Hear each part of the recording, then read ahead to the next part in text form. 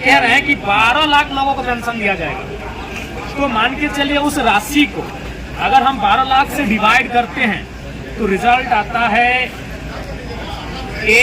माफ कीजिएगा 1,44,926। और फिर उसको 12 से एक साल में 12 महीने होते हैं और बजट एक साल के आता है। फिर अगर उसको 12 से डिवाइड देते हैं तो रिजल्ट आता है 1,006 रुपए।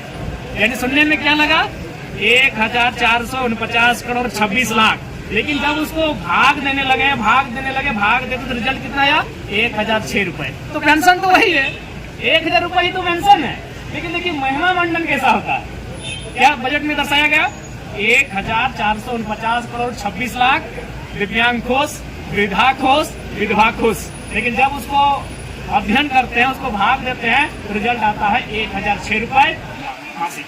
वही तो है। तो इसलिए बजट में मैया सम्मान योजना पर विशेष फोकस रहा है। उसके अलावा कृषि पर फोकस रहा है। उसके अलावा अगर आप हेल्थ पे बात की जाए, नए सृजन पे बात की जाए, युवाओं पे बात की जाए तो विशेष नहीं रहा। बाकी आप सबों का धन्यवाद। प्रत्येक दिन मैया सम्मान योजना कैसे देखते हैं? देखिए हमें लगता है ये राज्य को विशेष दिन ये योजना ठीक नहीं पाई, क्योंकि इसी बार क्या बजट में देखिए और पिछले बजट में जाके देखिए मैया सम्मान की योजना की राशि को जिस विभाग के माध्यम से सुपुर्द किया जाएगा बहुत ज्यादा उछाल आया है परसेंटेज में। बाकी जो विभाग थे उनमें कहीं कटौती भी की गई है। तो ऐसा आगे भी आपको देखने को मिलेगा कि बाकी जरूरत विभाग है जैसे शिक्षा, स्वास्थ्य, श्रम नियोजन, उन विभागों में कटौती होगी और मैया सम्मान योजना जो सरकार की साख बन चुकी है उसे बरकरार रखने के लिए प्रयास किया जाएगा। धन्यवाद।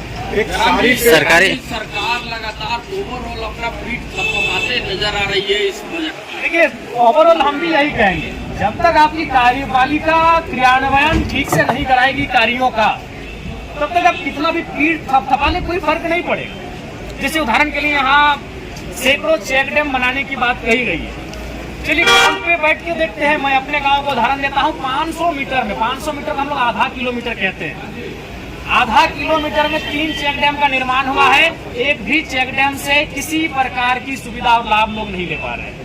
तो बात वही है कि योजनाएं टेंडर के माध्यम से लाखों आ जाएंगी धरातल पर, कार्य भी होगा, लेकिन वो केवल और केवल कुछ लोगों के पास, कुछ लोगों की जेब में जाने का काम होता है। इसलिए कार्यपालिका अगर दुरुस्त नहीं होगी तो ठीक उसी प्रकार विधायिका और 10% इजाफा करके बजट को क्यों ना पारित करे।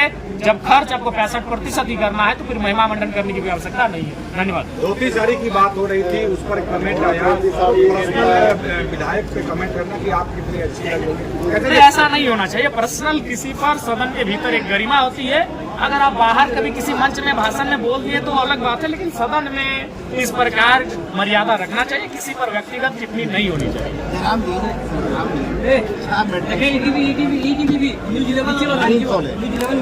और टेक्निकल देखिए उसके लिए आपको ग्राउंड में सर्वे कीजिए। मैं जिस विधानसभा से आता हूँ बहुत सारे कॉलेज, बहुत सारे स्वास्थ्य केंद्र बने हैं, लेकिन स्वास्थ्य केंद्र में डॉक्टर नहीं है और स्कूलों कॉलेजों में शिक्षक नहीं है।